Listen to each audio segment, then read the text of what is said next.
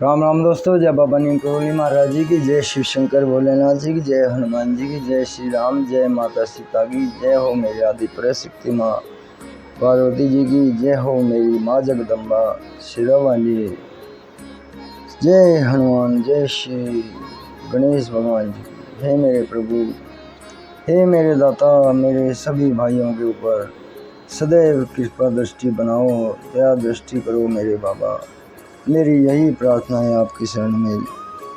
तो दोस्तों, आशा है कि आपके ऊपर भी बाबा नीम करोली जी के और सभी देवी देवताओं की अपार कृपा होगी। यही मेरी सबसे पहली और सबसे आखिरी प्रार्थना है मेरे प्रभु से कि बाबा, जैसी दया दृष्टि मेरे ऊपर की है ऐसी मेरे सभी भाइयों के ऊपर करो, सबके कष्ट दूर करो मेरे भगवान, सबके कष्ट दूर करो। ओम नमः शिवाय। दोस्तों, आज मैं आपको श्री शिव महापुराण का अगला पाठ सुनाऊंगा। यह है श्री शिव महापुराण का तीसरा खंड है और उसमें सती खंड है।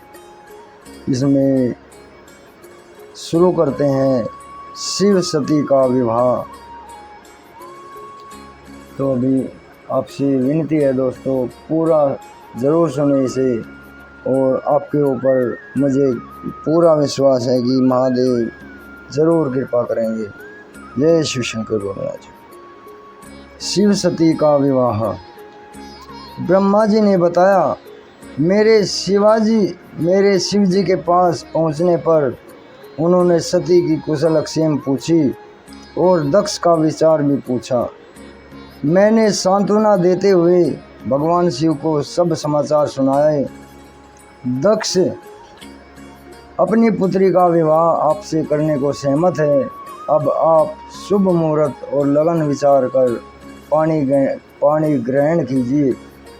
विष्णु जी भी स्मरण करके गरुड़ सहित आ गए। वे सभी मरीचि आदि पुत्र भी विवाह में सम्मिलित होने के लिए आ गए। चैत्र शुक्ल त्रयोदशी को फाल्गुनी नक्षत्र में शिवजी ने रविवार को प्रस्थान किया। देवताओं और शिव गणों ने बड़ा उत्सव मनाया। नंदीश्वर पर आरूढ़ होकर भगवान शिव शीघ्र ही दक्ष के यहाँ पहुँच गए। दक्ष ने विधि पूर्वक भगवान शिव की आराधना की और स्वागत किया और शुभ लग्न में सती का कन्यादान किया। सभी देव किन्नरों ने तथा मुनियों ने शिव जी की स्तुति की। नृत्य गान आदि करके भारी उत्सव मनाया गया। अब ये सती शिव का विवाह तो हो गया है दोस्तों, छोटा ही प्रकरण है। इससे बाद में ब्रह्मा जी पर शिव जी का कोप। दक्ष ने सती को अपार दहेज देकर विदा किया। विष्णु जी ने शिव जी के यहाँ पहुंचकर प्रणाम करके कहा, हे प्रभु, आप जगत पिता हैं तथा सती जी जगत माता हुई। आप इनके साथ जगत का कल्याण कीजिए।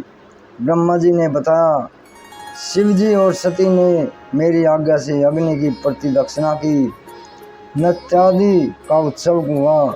शिव जी की माया ने देवों मनुष्यों आदि सबको मोहित कर लिया। मैं भी उनकी माया से मोहित हो गया। विवाह के समय सती को देखकर मैं कामासक्त हो गया और मैं सती के मुख को देखने की इच्छा करने लगा, परंतु पतिव्रता सती ने अपना मुख ढक रखा था। मैंने यज्ञ की अग्निकुंड में गीली लकड़ी के द्वारा धुआं कर दिया और सती के मुंह से पर्दा उठाकर उसका मुख देख लिया। उस समय काम वासना से ग्रस्त होकर मेरे वीर्य की 4 बूंदें पृथ्वी पर गिर पड़ी। यह बात मैंने छिपा ली।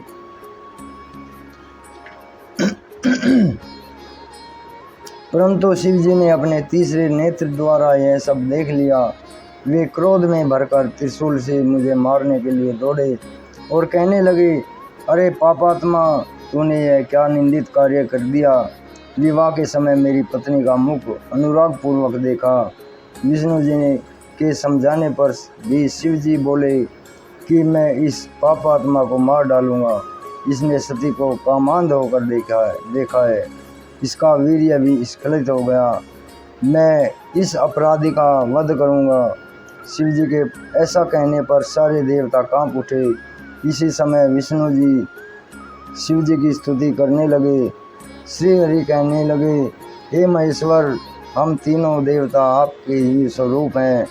न ब्रह्मा आपसे भिन्न है और न ही मैं आपसे भिन्न हूँ।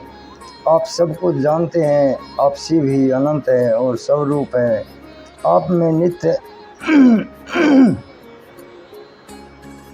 आप में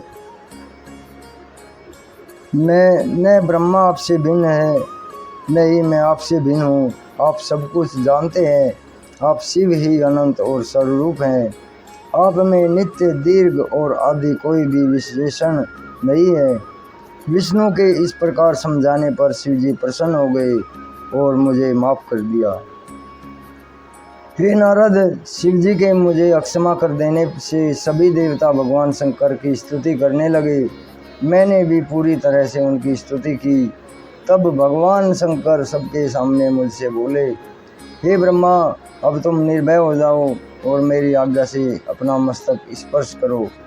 शिव जी मेरे मस्तक पर जा बैठे और मैंने अपना स्पर्श किया। सब देवों के सामने लज्जित होकर मैंने शिव जी से अक्षमा याचना की। मैंने पाप शुद्धि का उपाय पूछा। तुम मेरे दिए हुए इसी रूप से मेरी आराधना करो। मनुष्योचित कार्य करने के लिए मुझे पृथ्वी पर मनुष्य रूप में विचरण करने का आदेश मिला, क्योंकि जब मनुष्य मुझ ब्रह्मा को घूमता देखेंगे तो वे भी पर स्त्री गमन के पाप से बचेंगे। मेरे वीर्य की 4 बूंदें पृथ्वी पर गिरी थी। इससे आकाश में 4 बादल हुए। सामवर्त, आवर्त, पुष्कर और द्रोण ऋषियों को देखते देखते ही ये मेघ बन गए। दक्ष ने विवाह संस्कार के पश्चात शंकर जी को आनंद से विदा किया। कैलाश पहुंचकर सती जी ने गणों का निवास स्थान अपने आश्रम से दूर बनवाया। सब नंदी आदि गणों अपने अपने स्थान पर जाकर रहने लगे। एकांत हो जाने पर शंकर जी और सती जी नाना प्रकार से रमण करने लगे और इस प्रकार शिव जी सती के साथ मिलकर कैलाश के कुंजों में तथा हिमालय पर आनंद विहार करने लगे। इसमें शिव के 25 वर्ष व्यतीत हो गए। ब्रह्मा जी ने बताया, एक दिन वर्षा हो रही थी। सती ने भगवान शंकर से कहा, वर्षा ऋतु आ गई है।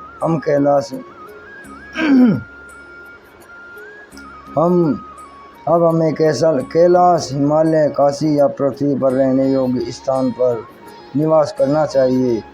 इस पर तत्वों के ज्ञाता भगवान शंकर ने कहा, मैं तुम्हारे साथ जहाँ पर भी रहूँगा वहाँ मेघ नहीं आ सकते। वर्षा काल में भी मेघ हिमालय के नितंब पर ही घूमते रहेंगे। इससे आगे वह भी नहीं जाएंगे। यह समझकर अब तुम जिस पर्वत पर निवास करना चाहो वह मुझे बताइए। मेरी दृष्टि में गिरिराज हिमालय सर्वोत्तम स्थान है, क्योंकि यह शांत स्थान है। यहाँ पर केवल योगी और मुनि निवास करते हैं। हिमालय की कंदराओं में देव कन्याओं का निवास है। यह सुनकर सती जी ने हिमालय पर ही रहने की इच्छा जताई। सती के कहने पर भगवान शंकर सती को हिमालय पर्वत पर ले गए।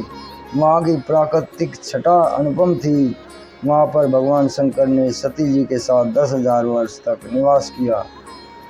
ब्रह्मा जी ने बताया, एक बार सती जी ने भगवान शिव को प्रसन्न देखकर उनसे पूछा, हे कृपा सागर, मैंने बहुत तपस्या करके आपको पाया है। आपके साथ मैं बड़ी प्रसन्न हूँ। हे प्राणेश्वर, अब मैं यह खोज करना चाहती हूँ कि यह जीव संसार में कैसे पार हो सकता है। तब भगवान शिव ने बताया, हे माहेश्वरी, विज्ञान ही परम तत्व है। ब्रह्म का स्मरण करना ही सबसे परे है। भक्ति विज्ञान की माता है। भक्ति का विरोधी कभी भी विज्ञान को नहीं समझ पा सकता। मैं भी उसी भक्ति के अधीन हूँ। भक्ति सगुण और निर्गुण 2 प्रकार की होती है। पंडितों ने इनके भी अनेकों भेद बताए हैं। सब युगों में भक्ति की विशेषता श्रवण, कीर्तन स्मरण सेवन दास्यु अर्चना वंदना सख्यता और आत्मसमर्पण रहा है। परंतु कलयुग में भक्ति विशेष फलदायक है। कलयुग में जो मेरी भक्ति करेगा वह सर्वोत्तम कहलाएगा और मैं उसकी सदैव सहायता करूँगा। मैं भक्ति के वश में हूँ।